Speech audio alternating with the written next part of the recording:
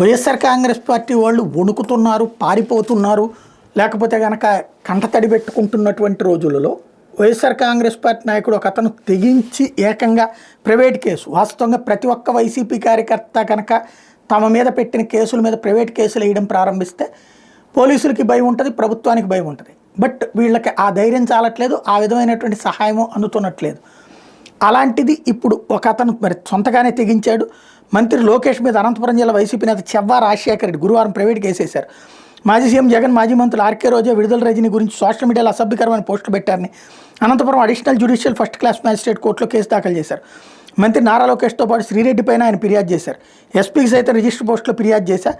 స్పందన లేదు, అందుకే కోర్టును ఆశ్రయించాలని రాజశేఖర రెడ్డి మీడియాకు చెప్పుకొచ్చారు.